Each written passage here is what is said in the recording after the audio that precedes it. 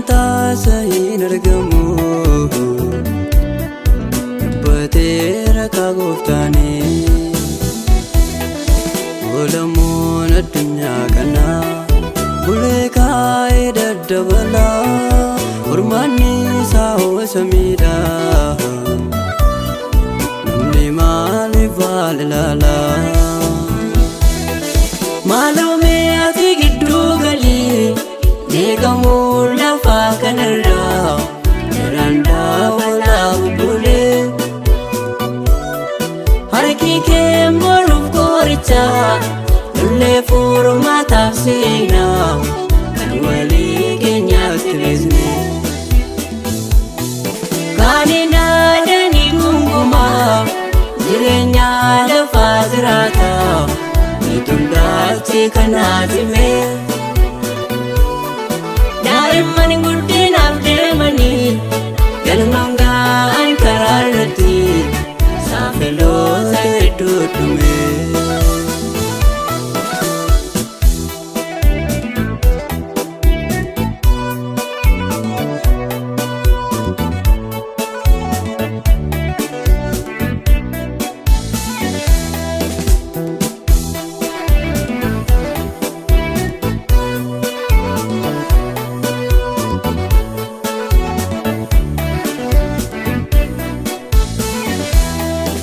Isa kaalesa tojannu arrammoo daraan dabalee hunduu booddeen gaddaa nyaata Himimmaan saala laafatee Beekamsee addunyaa reebee dabareen irratti wal jijjiiree Harrayyuu namni hin hubannee Dhufni ilmaa namaa akka ga'ee Maalumee ati gidduu galii Deegamuun lafaa kanarraa Jaraandaa walaa bubbulee Harki kee mormuuf qoricha Lollee furmaataaf seenaa Kan walii keenyaatti beekne Kaaniin aadanii gungumaa Jireenya lafaa jiraata Miituun daalchi kanaati mee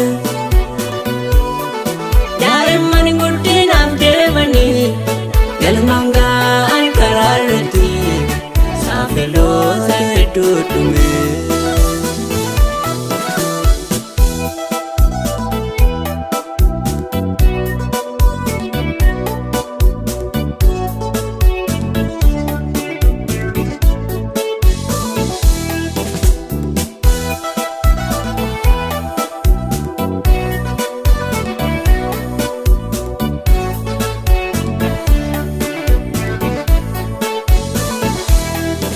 Uumamnuun dhumtoonni bu'aa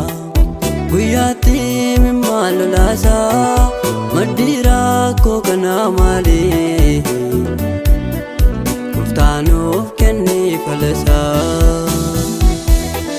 Waraansiif miidhamni keenya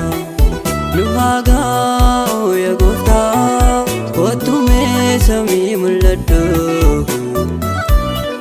Sinjennaa oomaranaataa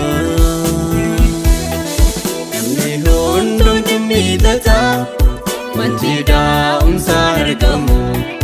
Gooftaa kootti ijoollee keetii Yoomidhaa kan gumaa baaftu Poolisii eegnaa samiiti Mul'achuun kee gooftaa yoomii Himimmaan ijoollee keetii Dhangalaa'uun kana laali Namni hundumtu miidhata Manchi daa'umsaan argamu Gooftaa kootti ijoollee keetii Yoomidhaa kan gumaa baaftu Poolisii eegnaa samiiti Mul'achuun kee gooftaa yoomii Himimmaan ijoollee keetii Dhangala'aa